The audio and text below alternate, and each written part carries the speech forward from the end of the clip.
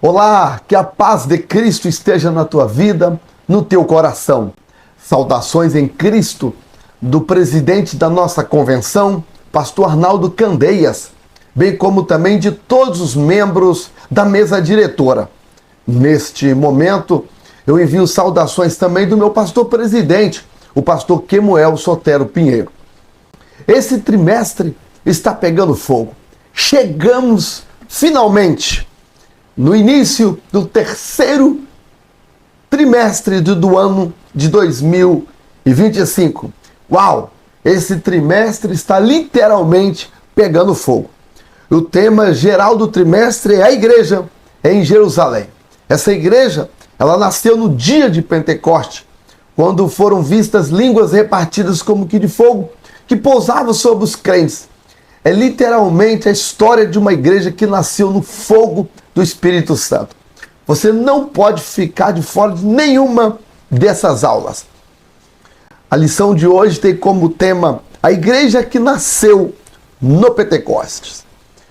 Texto áureo diz-nos o seguinte: e todos foram cheios do Espírito Santo e começaram a falar em outras línguas, conforme o Espírito Santo lhes concedia que falassem. Atos 2 e versículo 4. A verdade prática: a igreja nasce no Pentecostes, capacitada pelo Espírito Santo para cumprir a sua missão. O texto da leitura bíblica em classe está em Atos capítulo 2, versículos de 1 a 14. Muito bem.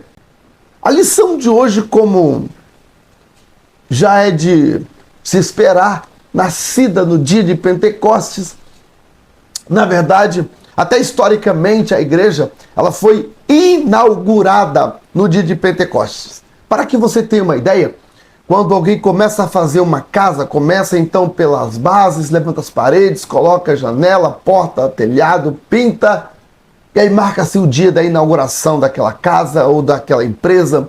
Então, 3 anos e meio Jesus treinou e preparou para que no dia de Pentecostes fosse então dada a inauguração. Os 3 anos e meio foi de construção e de preparação. No dia de Pentecostes inaugura-se a igreja de Jesus Cristo. E foi exatamente o dia escolhido, o dia de Pentecostes. Pentecostes, esta palavra Pentecostes, vem do grego, que significa 50, ou 50, 50 dias depois da Páscoa. 50 dias depois da Páscoa celebrava-se a festa do Pentecostes. Os judeus basicamente celebravam 7 grandes festas. Se você quiser conhecê-las, basta ler Levítico, capítulo 23. Tem a festa da Páscoa, depois a festa dos pães asmos, depois a festa das primícias, e no meio está a festa do Pentecostes, e depois tem mais 3 festas, ou seja, 3 festas antes, 3 depois, no meio está a do Pentecostes. As 3 antes, Páscoa, pães asmos e primícia. Aí no meio está Pentecostes, aí as 3 depois, trombetas, expiação e tabernáculos. A festa do Pentecostes celebrava-se as primeiras colheitas do trigo. O nome Pentecoste vem do grego, e no hebraico é a palavra Shavuot, que significa semanas. Era então 50 dias após a Páscoa, a festa do Shavuot, que significa semanas, ou Pentecostes. Só que a palavra Pentecostes é em grego, tá? Que significa a mesma coisa, 50 dias depois da Páscoa. E celebrava a primeira colheita do trigo. Mas alguém poderá perguntar, mas e as primícias? Primícia não significa as primeiras colheitas? Sim, primeira colheita da cevada.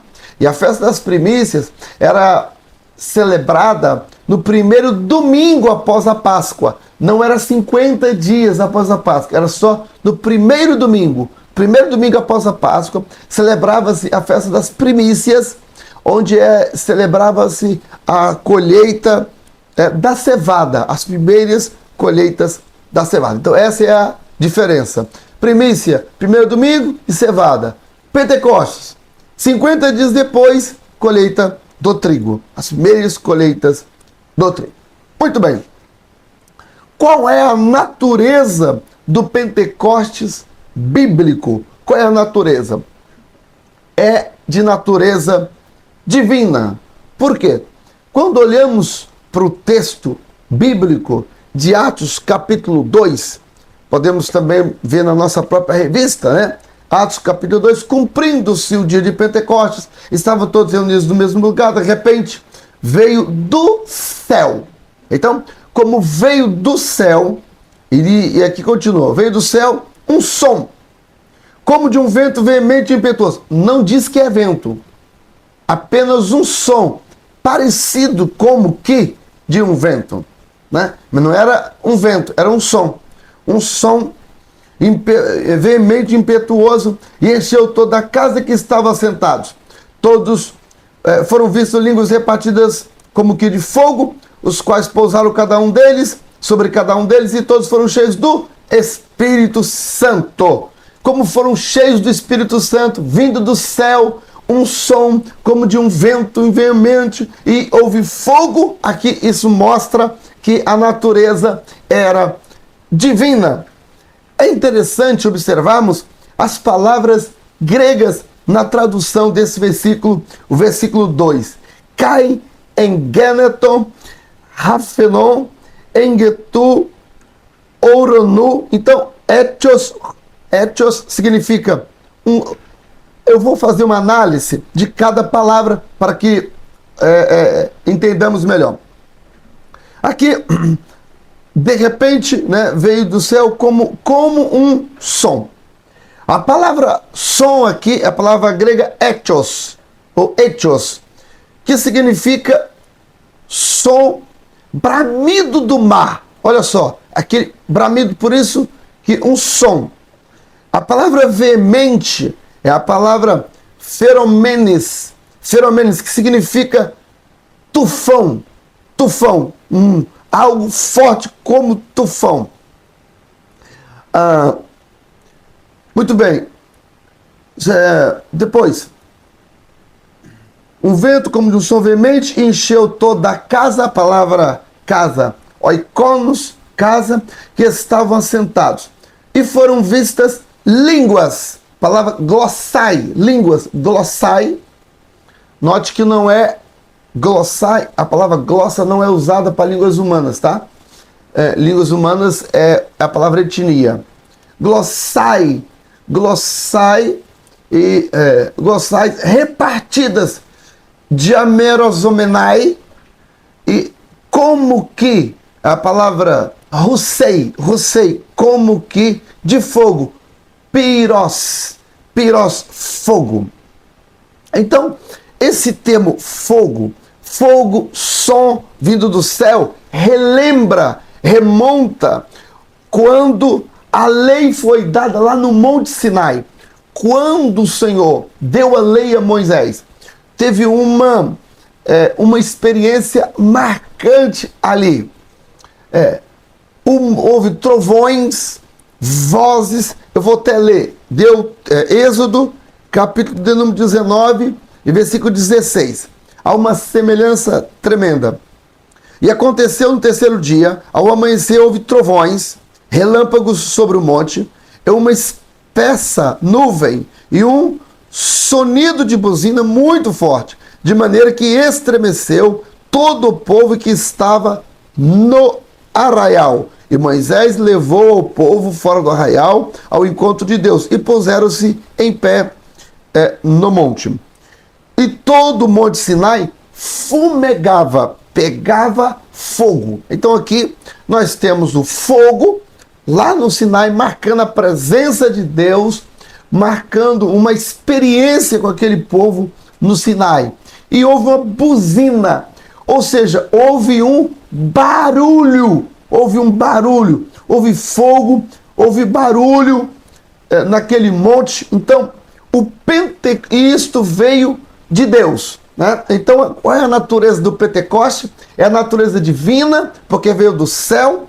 O fogo identifica, é um símbolo da divindade. Deus revela que a natureza é de Deus, né? Divina, o fogo. E o barulho é a revelação da manifestação física de Deus, como num lugar, Deus é espírito, mas aquele barulho onde se ouve a manifestação de Deus, porque não dá para se ver Deus, nós só podemos ver as suas manifestações. Então, isso revela a natureza bíblica do Pentecoste. Ela é divina,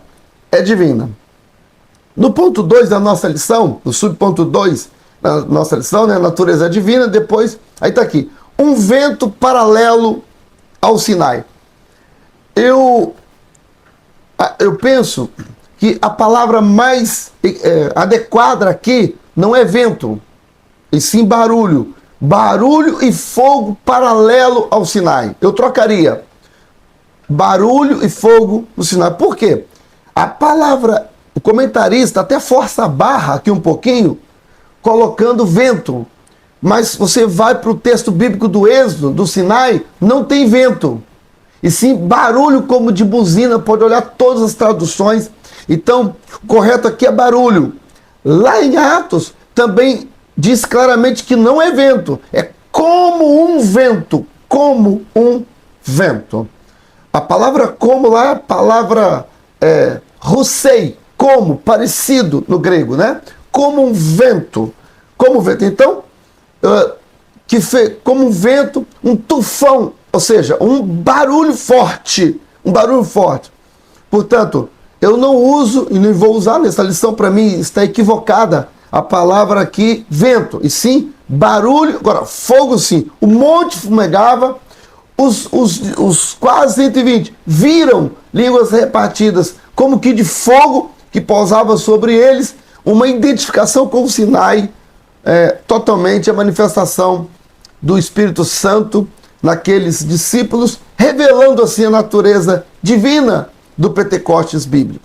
Em terceiro lugar, podemos dizer aqui, terceiro subponto, que eu acrescento a palavra, que a natureza do Pentecoste ela é profética e ela é cristocêntrica.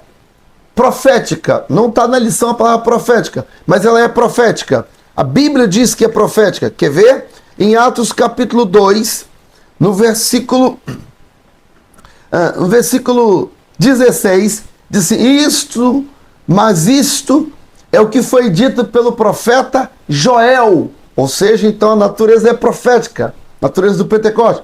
Depois ela é cristocêntrica, porque versículo 32 de Atos 2, Deus ressuscitou a este Jesus, que todos nós somos testemunhas, de sorte que, exaltada a destra de Deus, e tendo recebido do Pai a promessa do Espírito Santo, derramou isto que vós agora vedes e ouvis.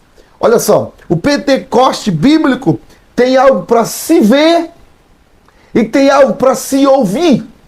Então, por isso que mais na frente, quando nós estudarmos aqui sobre a evidência do Espírito Santo, a pessoa receber o batismo com o Espírito Santo, significa que você tem que ver e ouvir alguma coisa. Você tem que ver, você tem que ver. Então, quando alguém ora por a pessoa para receber o Espírito Santo, se não houver evidência de falar em línguas, não significa, a pessoa não ouviu nada e nem viu nada, então não recebeu.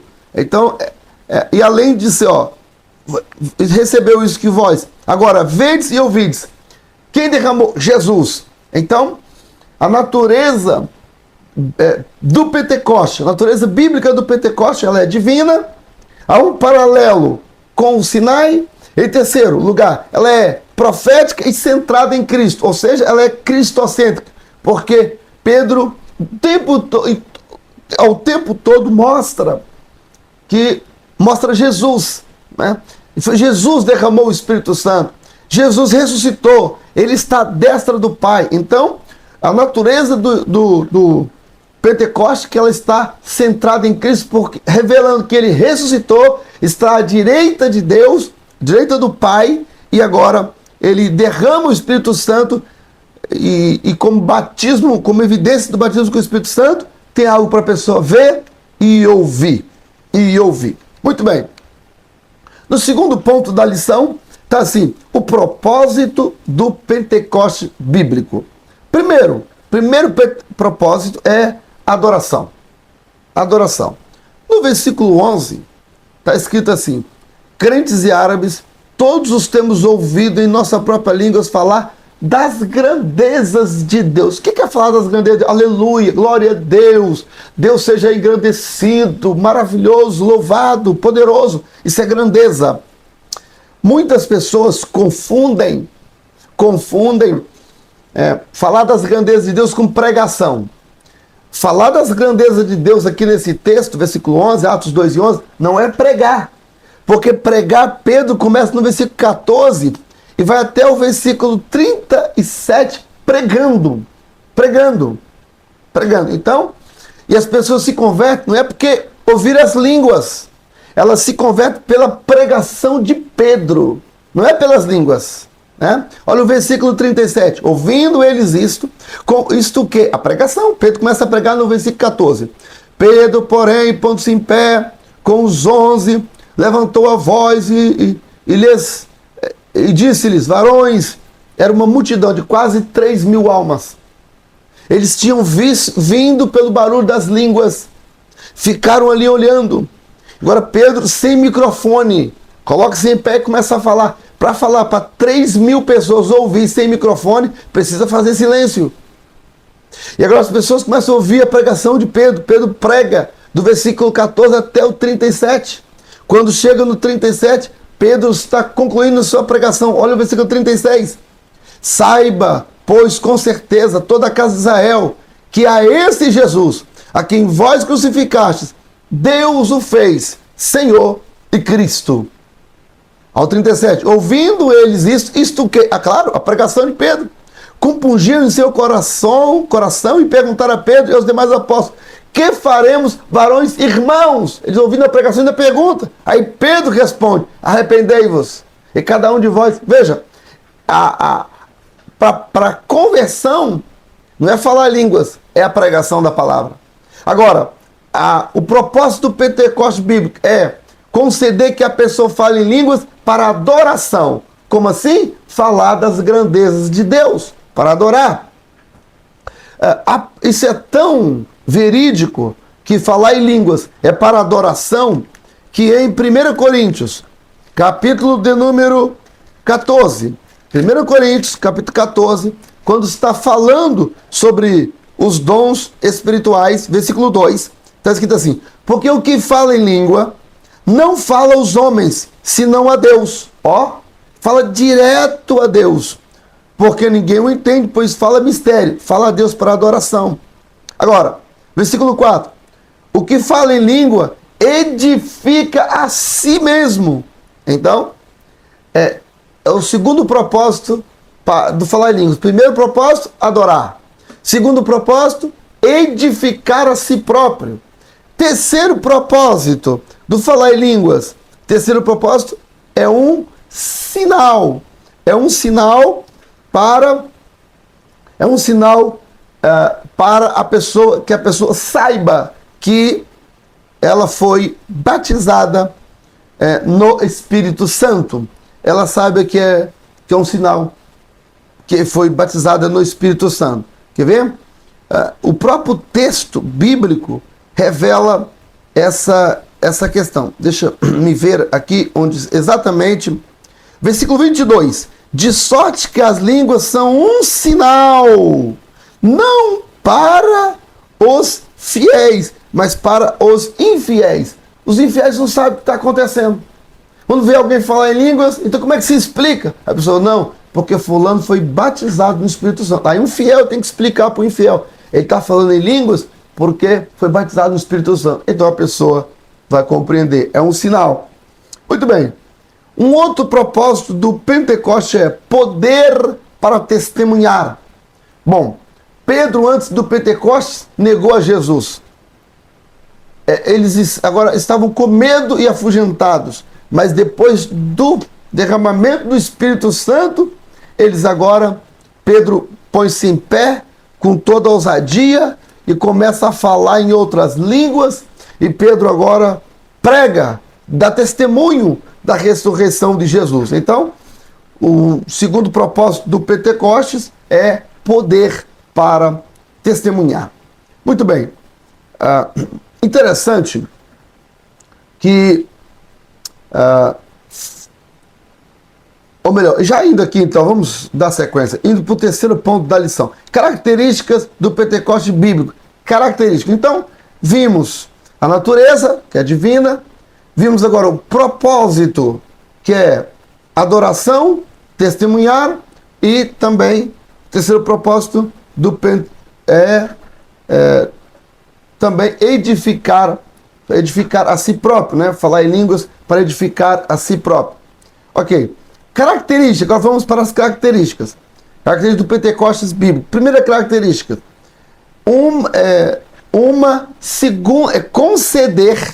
conceder uma segunda experiência específica.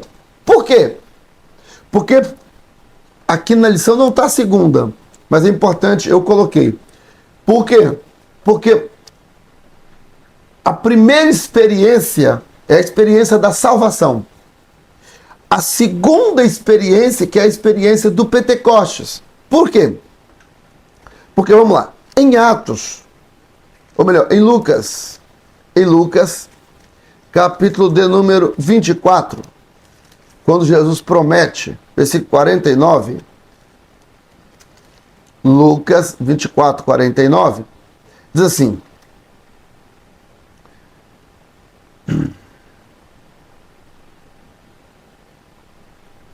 Lucas 24, 49. E eis que sobre vós envio a promessa do meu Pai. Ficai, pois, na cidade de Jerusalém, até que do alto sejais revestidos de poder. Note aqui a palavra revestido. Bom, a pessoa só pode ser revestido depois que ela é vestida. Então, por exemplo, eu vesti a camisa e revesti com o casaco. Então, primeiro eu vesti, depois eu revesti. Então, quando é que a pessoa veste do Espírito Santo? Quando ela é salva. E quando é que ela vai ser revestida? Revestir, ou seja, já passou por uma primeira experiência, agora será revestida. Então, revestida é a segunda experiência. Agora, é uma experiência específica, o revestimento. Essa pessoa já foi regenerada, já foi salva. É o caso dos discípulos. Os discípulos não estavam sendo salvos naquele momento. Não estavam sendo cheios do Espírito Santo naquele momento. Eles já tinham o Espírito Santo morando dentro deles. Agora eles foram revestidos do Espírito Santo. Ou seja, o Espírito Santo veio para... levou-os à salvação, primeiro em Cristo Jesus, e agora eles já eram salvos, regenerados, e agora eles passaram pela segunda experiência, que foi batizados no Espírito Santo. Ok. É uma experiência definida e contínua. É uma experiência definida e contínua. É importante falar de experiência.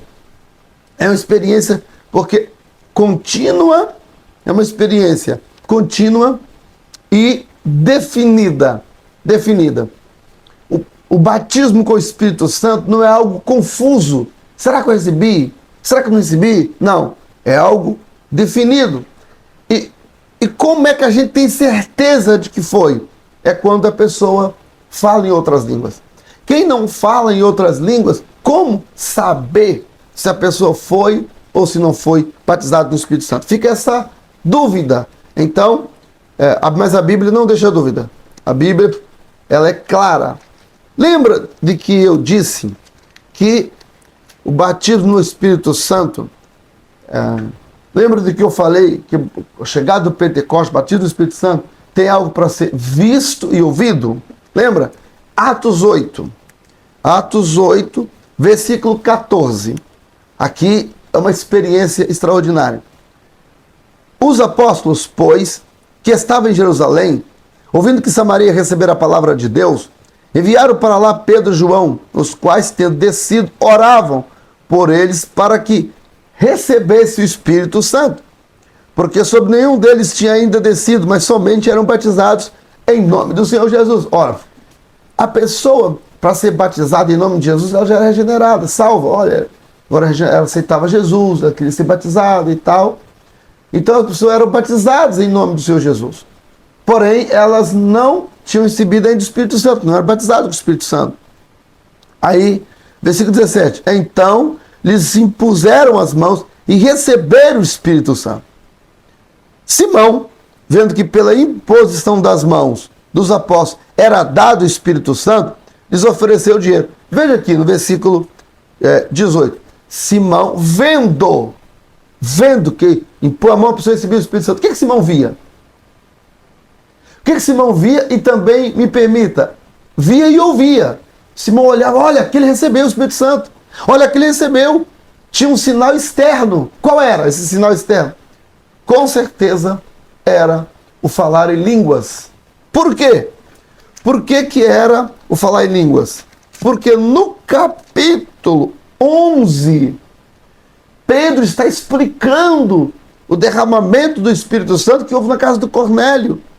E Pedro aqui fala que isso aconteceu igual a eles no princípio. Quer ver? Atos 11 e versículo 15. Diz assim: e quando comecei a falar, caiu sobre ele o Espírito Santo, como também sobre nós no princípio. E lembrei-me do dito do Senhor, quando disse: João certamente batizou com água, mas vós sereis batizados com o Espírito Santo. Então note que quando o Espírito Santo é derramado, ele falou assim, aconteceu do jeito que aconteceu com eles, aconteceu conosco no princípio. E o que aconteceu conosco, com Pedro, no princípio, lá em Jerusalém, no dia de Pentecostes? O que aconteceu? Eles falaram em línguas. Então, a evidência inicial da experiência pentecostal, da experiência do batismo com o Espírito Santo, a evidência inicial é o falar em línguas. Obviamente que existem outras evidências, poder para testemunhar, ousadia, né? São, por exemplo, evidências que sucedem, né? Ou que são depois, que seguem, evidências que seguem o falar em línguas. Mas o falar em línguas é a primeira evidência. As línguas e o amor. Evidência física, diz a lição aqui, evidência física inicial, ou sinal do batismo com o Espírito Santo. Então, olha como é que esse trimestre está. Nessa primeira lição, exatamente com esse tema maravilhoso, a igreja que nasceu do Pentecostes, ela já nasceu, recebendo o dom de falar em línguas, recebendo o poder pentecostal, como adoração, para testemunhar, para a edificação própria, falando em línguas, um sinal divino na vida da igreja e dos crentes. O fogo de Deus foi aceso no meio dos crentes. O barulho de Deus estava no meio dos crentes. Portanto, você que gosta, vai um recado aqui agora, você que gosta de culto muito cheio de tititi, muito cheio de frescurinha, muito organizadinho, muito cheio de não me toque, culto, aquele culto que se voar uma mosca você escuta, culto sem barulho, culto frio, aquele culto silencioso, parece que você está mais no cemitério do que num culto a Deus. Esse culto não é o culto onde está a presença do Espírito Santo, porque onde está o Espírito Santo tem barulho, onde está a presença de Deus tem barulho. Isso é visto lá no Monte Sinai, houve um barulho e o monte tremia. No Pentecoste houve também barulho e o fogo de Deus foi aceso. E o fogo de Deus também acendeu no Pentecoste, como diz lá em Êxodo, capítulo 19, versículos 16 e 17. Portanto, a pergunta que não quer calar é, no culto onde você frequenta, tem fogo, tem barulho ou tem frieza e silêncio? Que Deus nos guarde. Pensemos nisso. Isso é só o abrir do terceiro trimestre, está pegando fogo. Que Deus os abençoe. E espero você na nossa próxima lição, se Deus quiser. Até lá!